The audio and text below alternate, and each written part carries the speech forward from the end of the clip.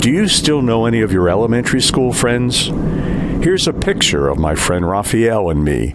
We lost contact 60 years ago during elementary school, and it was through a Facebook page that we reconnected. And discovering he lives in Colorado, I took the opportunity to go visit and do some jeeping. I had just flown in, so the first day we just took some back roads into Salida. The flight into Colorado Springs was smooth. I got the Jeep around noon, and Raphael and I were on the road just before 2.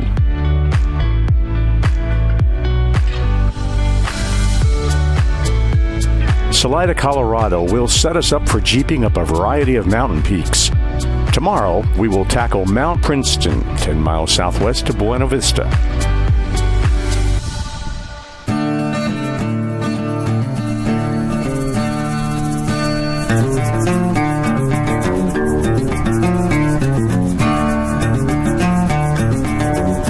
Basically, it's a mountain shelf road all the way up and rocky in many places.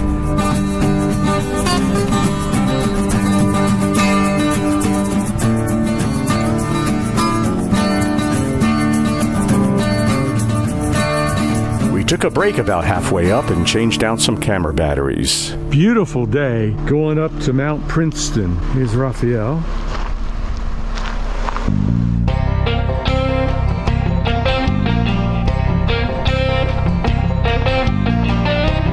I normally use the website Trails Off-Road to select the Jeep mountain road to take.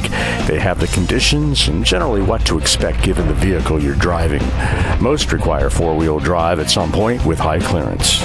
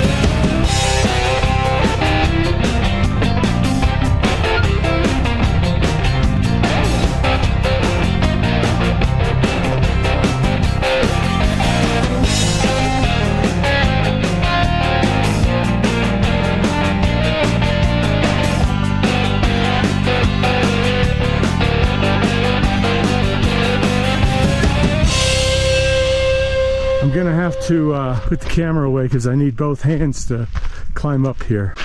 Once I get up here, it's gonna get slippery. Yeah. Okay, that was a short scramble. All right, here we are. Looks like somebody camped down up here. So there is the top of Mount Princeton.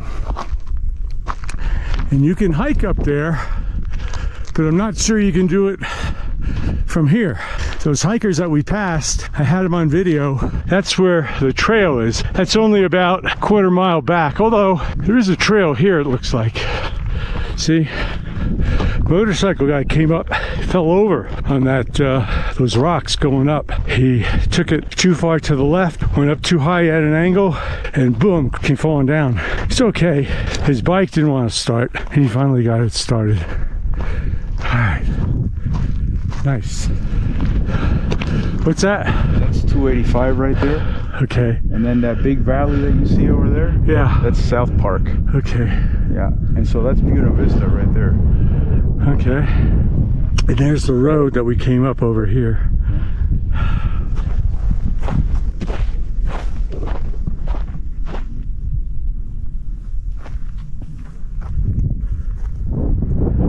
We walked in the other direction, and this is the view from there.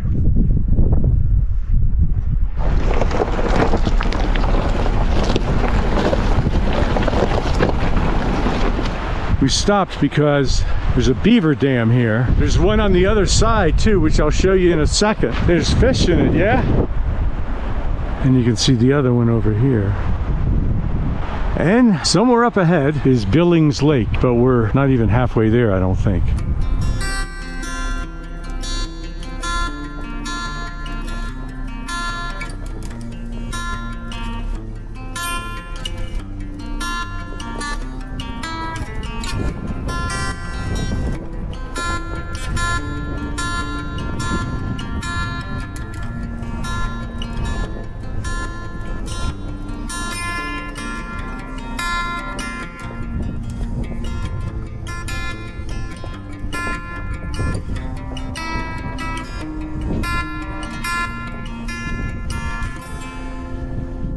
think this is Billings Lake. And this is the water that the miners used. You can see tailings up on the mountain there, and they use the water here for their mining operation. If you can hear me, because the wind's pretty strong. But anyway, there's a road up there, okay, that the miners used, and there's actually some vehicles up there. So we're gonna go up there and check it out on the way back. All right, it's beautiful here, isn't it? There's a tunnel someplace. We're gonna try to find it. I think it was for horse-drawn carriages or whatever the miners would use to go to the other side of this mountain here. So we're gonna walk down here. There's a lot of tailings and mining action here, but the tunnel to the other side of the mountain, we're gonna see if we can find that.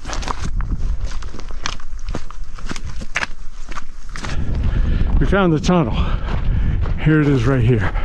The miners were able to go through the mountain to the other side.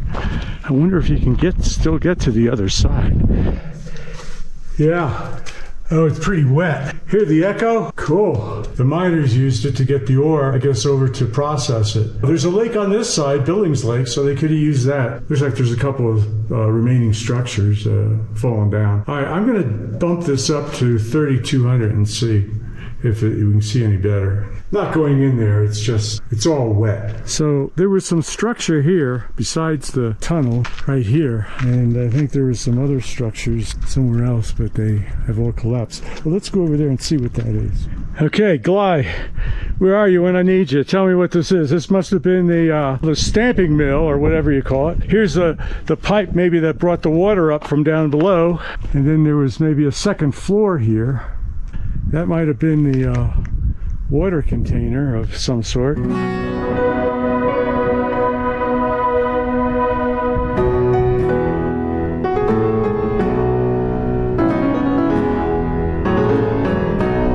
We're headed down to Alamosa, and tomorrow we're going to hit the dunes.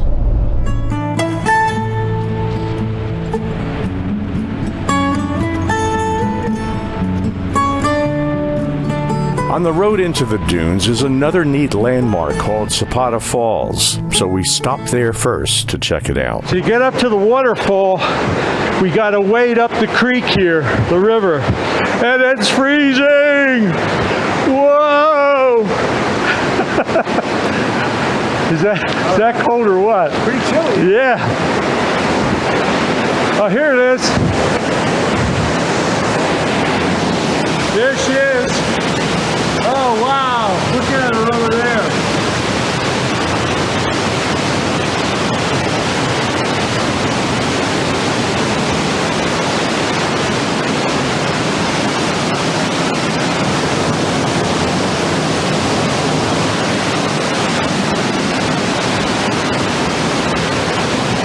Totally cool. Yeah, totally cool. Yeah, it's pretty firm. It's not slippery at all. All right.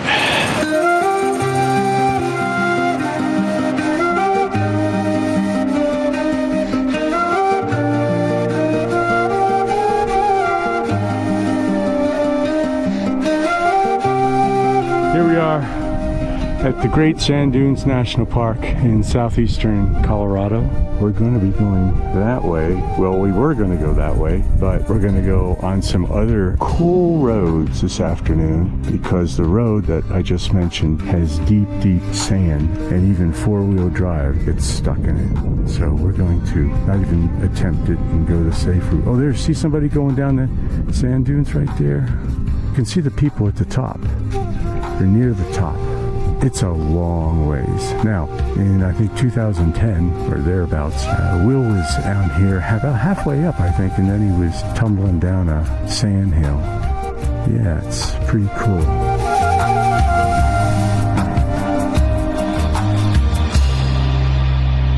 Time to go. Fort Garland housed Army troops from 1860 to 1883. Colonel Kit Carson was stationed here in 1866 and successfully negotiated an Indian treaty in 1867. See, all of these buildings are made out of adobe, which is basically mud and straw. Check this. There's cacti growing on the roof.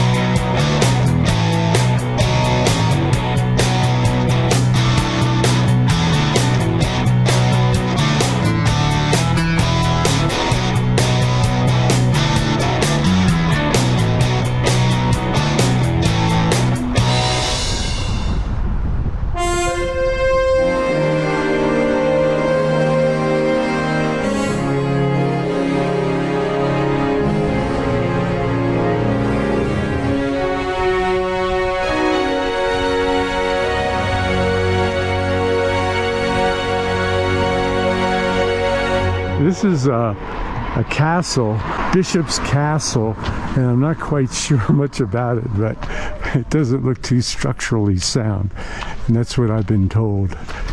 All right, here, let's go in. Oh, look at this. This is the inside of the castle. That's where we just came from. Okay. One more floor. One more floor. Right. Right here. Uh-huh.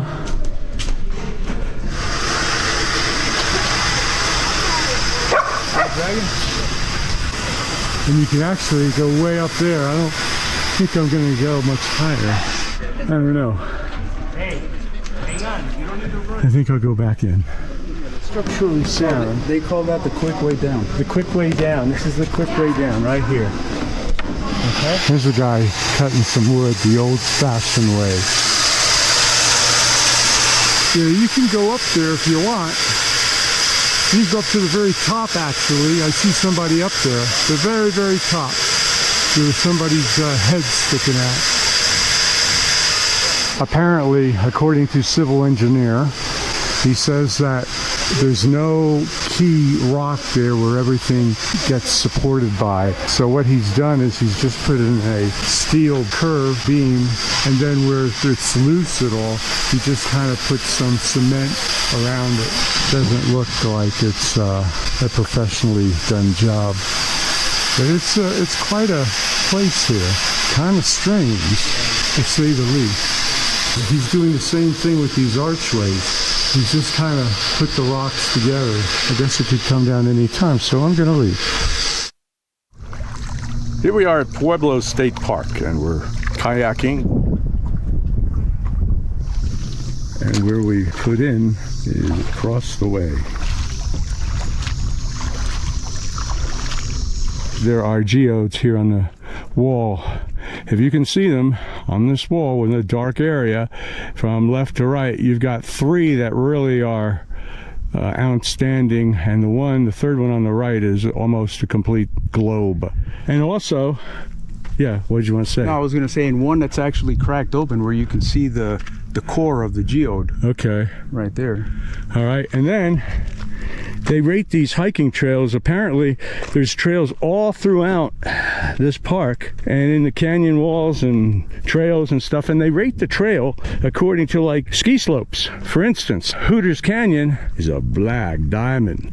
See? You go up to the top on this one, right? Yep.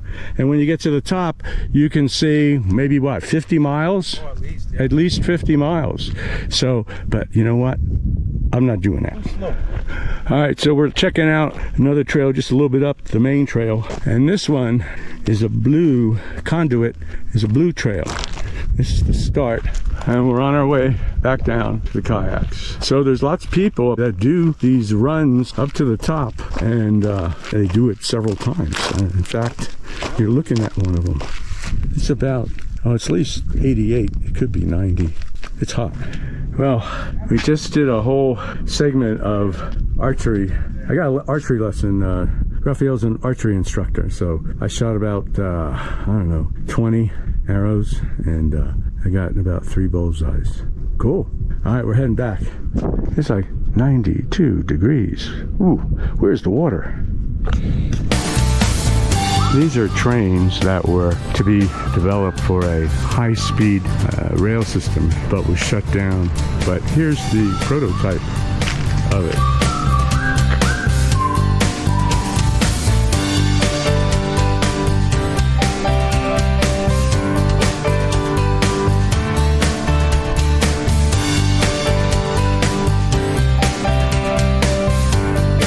We're here at the Pueblo Train Depot. It was built in 1889.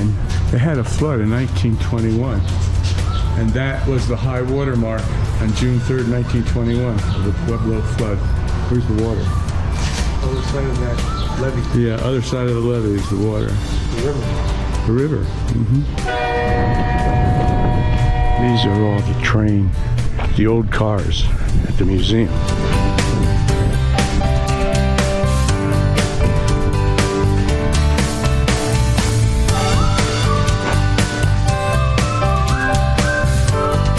You don't want to see this thing coming down the track at you.